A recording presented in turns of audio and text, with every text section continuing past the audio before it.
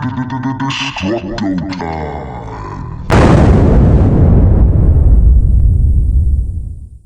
Here at Two-Way Radio Gear, we often get asked the same question when we bring up two-way radios to people with no experience in the industry.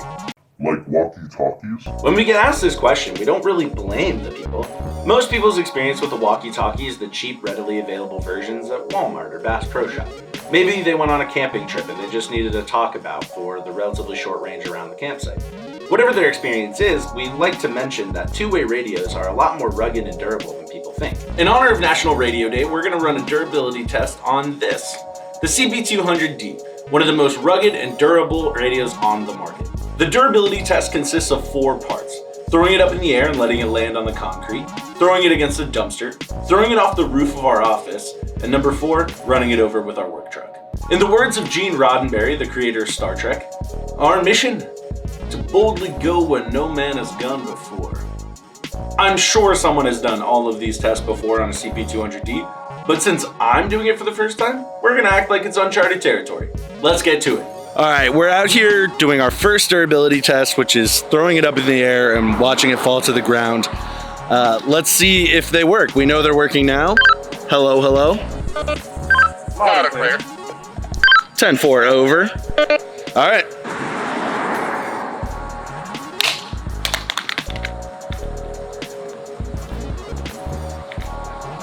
Do you copy?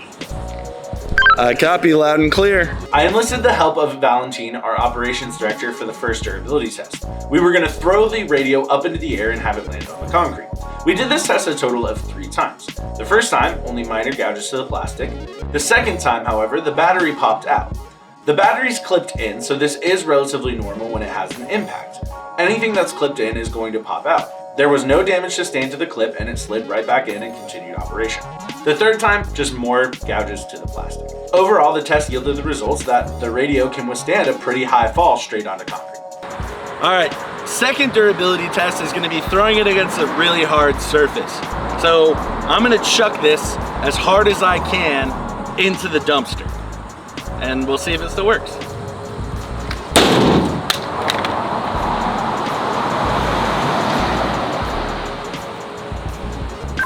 "10-4 copy." The second test was me doing my best impression of Rube Foster. So I threw that thing sidearm right into the dumpster, and honestly, it didn't really make much difference. As Valentine said later, I did more damage to the dumpster than I did to the radio. It worked perfectly fine and there wasn't even any cover damage, so you know that it can take at least a pitch straight to a dumpster. I'm out here on the roof of our office doing the third durability test. So let's see what happens.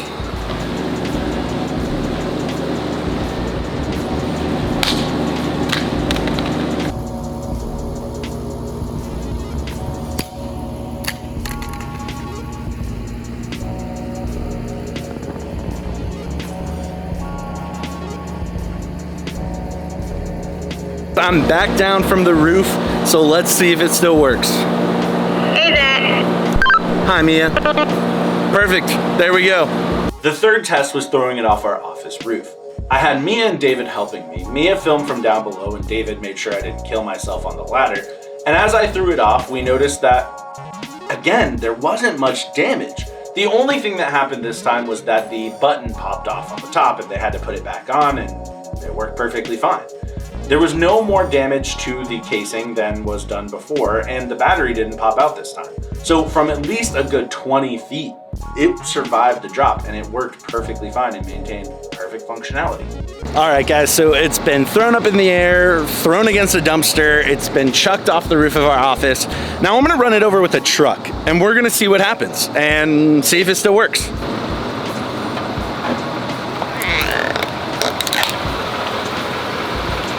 So despite the clip falling off, it still works.